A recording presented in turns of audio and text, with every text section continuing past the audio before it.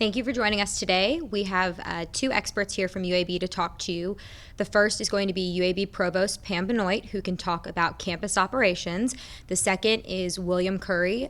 He's a doctor. He's associate dean, for family and rural medicine here. Again, he will comment on the medical side, but first we have UAB provost Pam Benoit.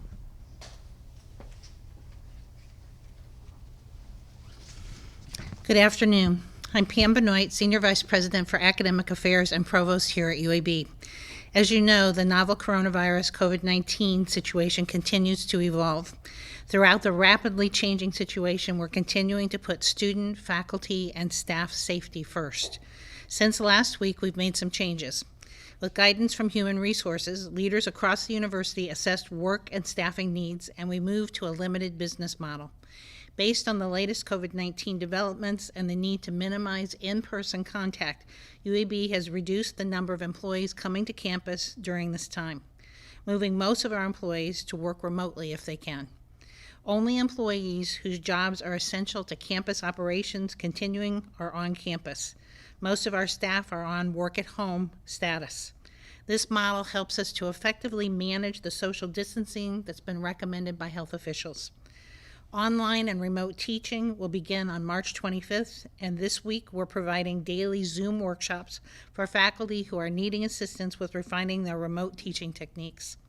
We have also developed resources and tips for students who will be transitioning to online learning. Our students are still asked not to return to campus, and we only have students residing here who do not have any other accommodations.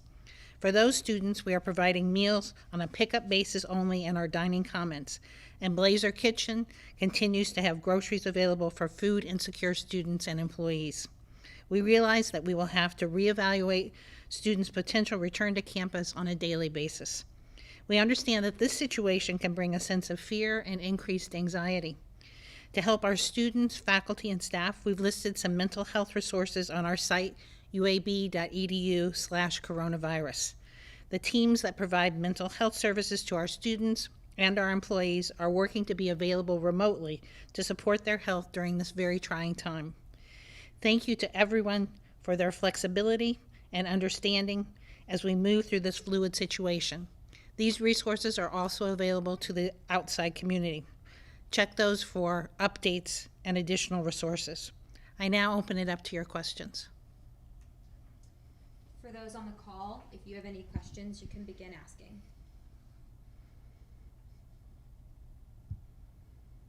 Does anyone have any questions? If not, I will take some that we've gotten from social media. The first is, will students get refunded for their housing and dining fees for the semester? We continue to make evaluations on housing and dining. As I said earlier, we evaluate each day what we will do in the future in terms of when classes might resume, and that will be influenced by the ability to prorate housing and dining charges.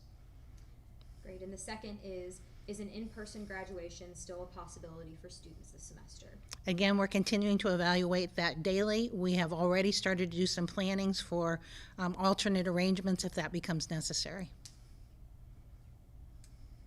Okay, on the call, we're going to switch over to Dr. William Curry, and we will mute you for just one moment. Thank you, Dr. Benoit. Mm-hmm.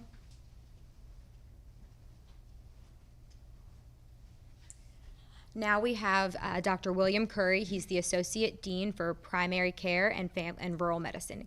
Thank you. Good afternoon. I'm Dr. William Curry. I am a general internist here at UAB. And Associate Dean for Primary Care and Rural Health and Senior Vice President for Population Health for the UAB Health System. Part of what we want to remind our own patients about today, and for the general population, everybody, no matter who's patient or whether you are a patient, are two things. One is the general recommendation from public health that all of us reduce our exposure to one another, that we isolate more from one another socially, that we work from home if necessary, we avoid public gatherings, we avoid travel and public spaces, and particularly congregating with any number of people. Now the number is down to 10 with whom we should congregate at any one time, and even then we need 6 feet of distance between us. So that social distancing is important. The reason for that is to decrease the demand on the health system of the United States and of Alabama and of our local communities. And that brings us to the second reason that we want to bring these reminders to everyone out there, and that is that we need to reduce avoidable visits to doctors' offices, clinics, emergency rooms, and hospitals. The biggest risk in other countries that are further along with this epidemic than we are is overwhelming the healthcare system with a sudden rush of patients. So if we reduce our exposure to one another and slow the spread and reduce the spread of the virus, and if we reduce our visits that can be avoided to healthcare facilities, we will have played our part. And we ask everybody there to do that. Everybody out there in Birmingham, Jefferson County, and the state of Alabama, or wherever you may be. So if you have an appointment to your physician or other healthcare provider, you should call in or use your patient portal if you have one and ask whether that visit is necessary. It may be better to reschedule that visit.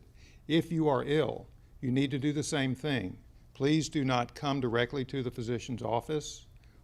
Do not go to an emergency room unless you've been instructed to do so or it's a dire emergency, in order to reduce exposure to one another.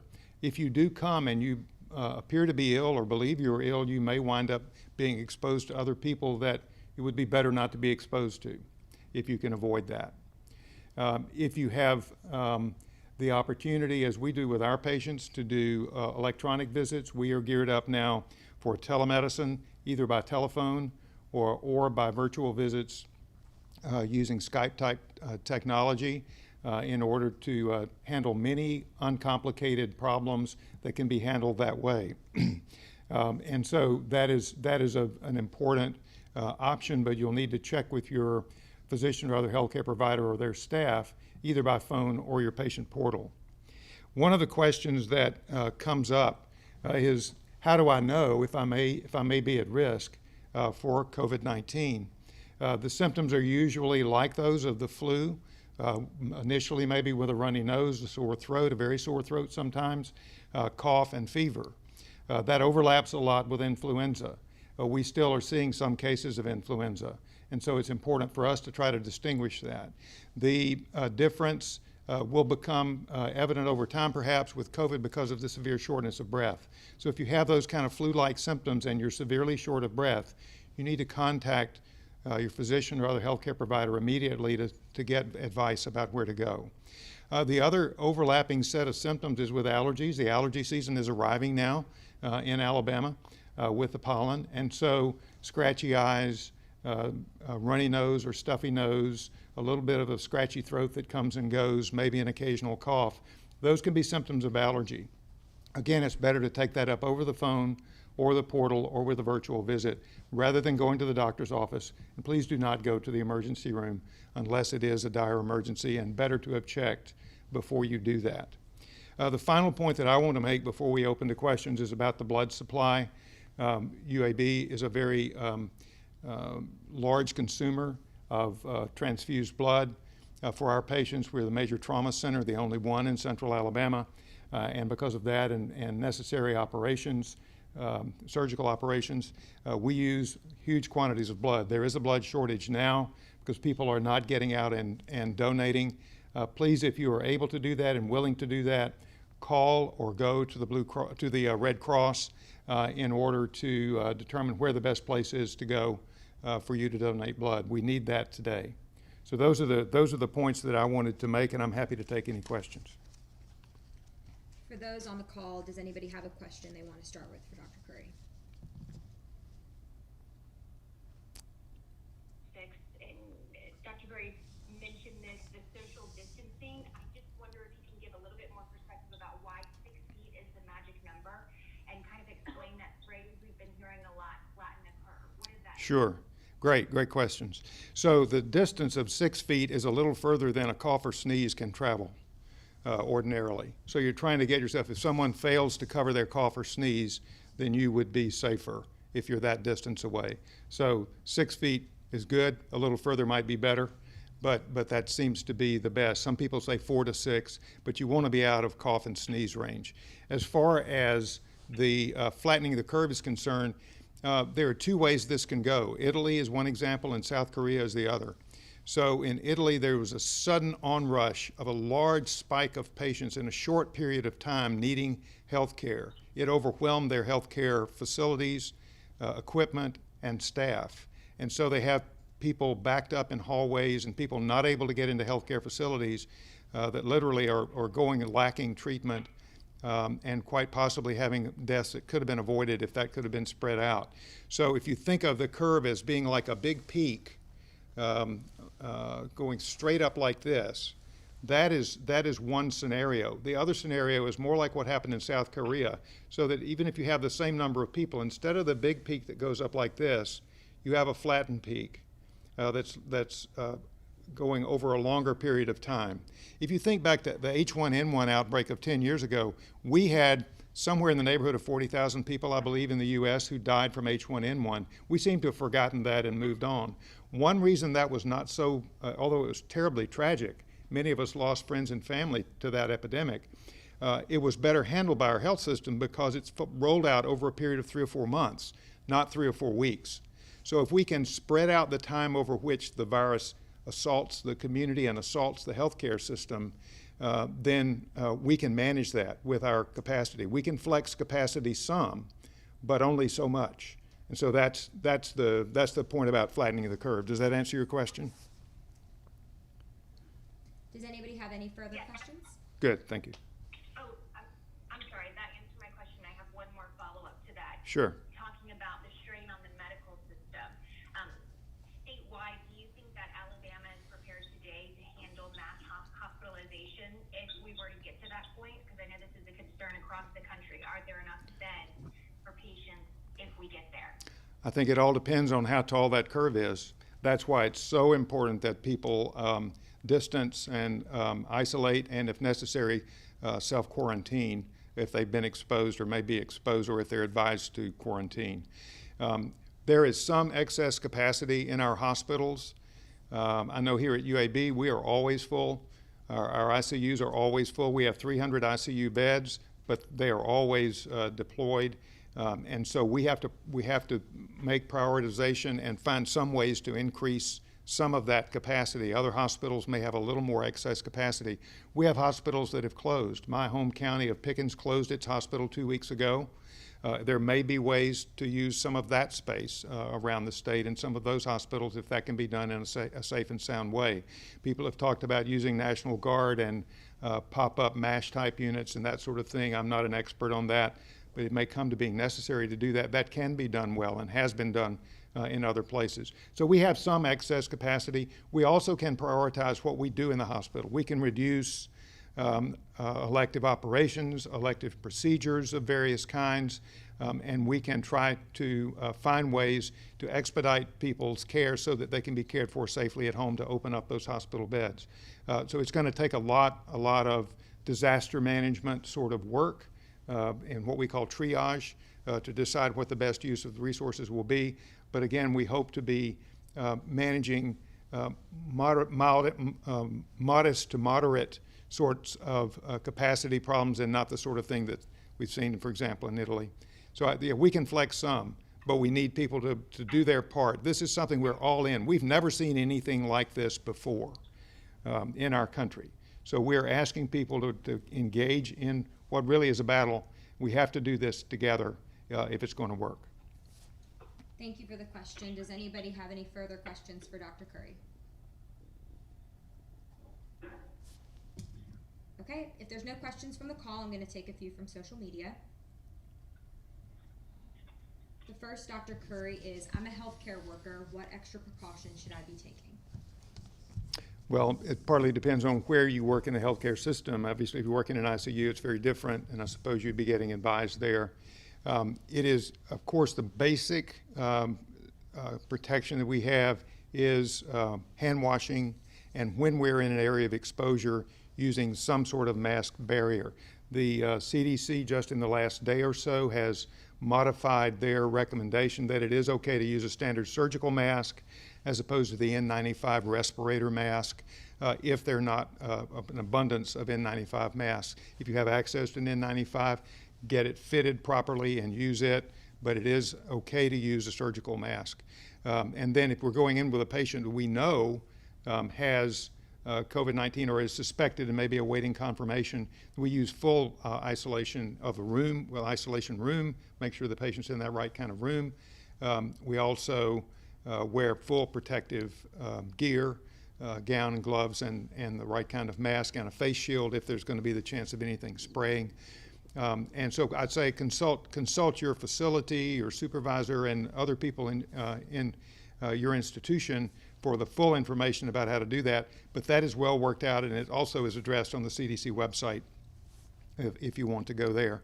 Triage initially, finding the ill or potentially ill patients and getting them into an isolated area first is one of the things that's happening increasingly, and that's terribly important to be effective for your institution to have that. But for your personal safety, I think I mentioned the essential points. Another person was asking, what should patients who are undergoing chemotherapy or those who are otherwise immunocompromised be aware of? Right. So immunocompromised is a broad area, and it's relative. Not everybody is the same as everybody else. But perhaps the most severe would be a patient with cancer who's on chemotherapy and has their white cells suppressed, what we call being neutropenic. That is a very at-risk patient. Anyone in that situation should be staying at home and making sure their family are taking precautions about where they go and how they wash their hands and wipe surfaces and how they handle things together as a family. So that's the first thing that needs to be done. Obviously, talk with your physician about what they advise you to do in any further detail, but that is a very high-risk person.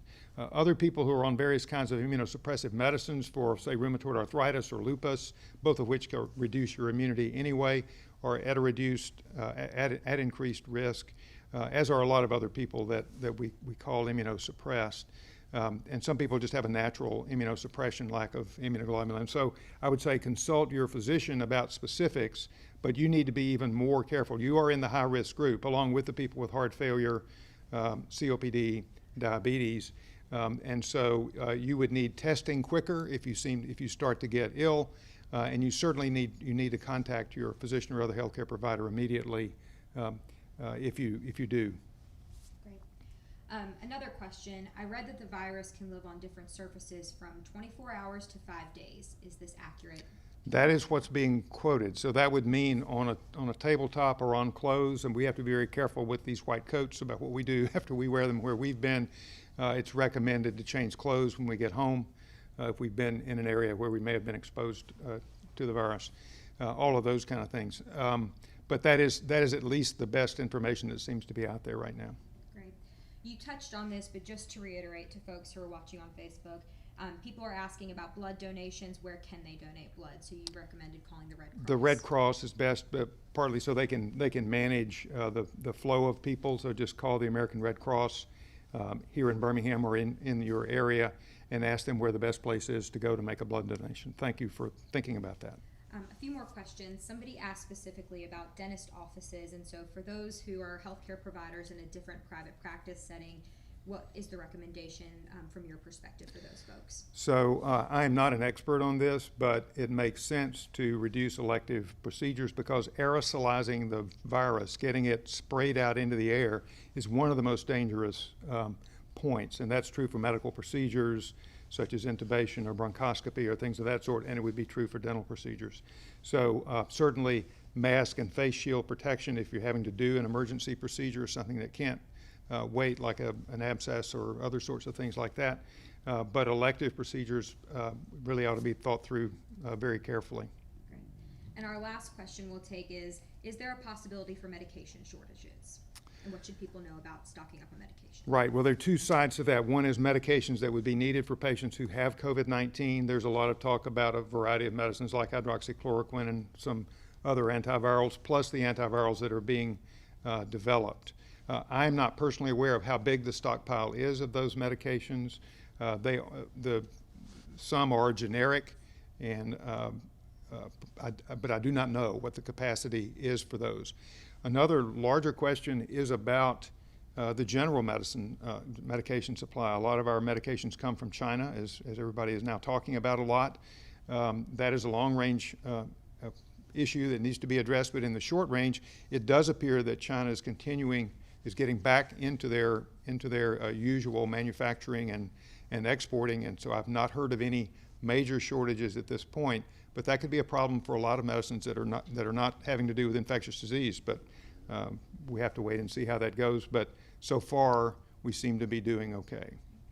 And the official last question, I thought this was important.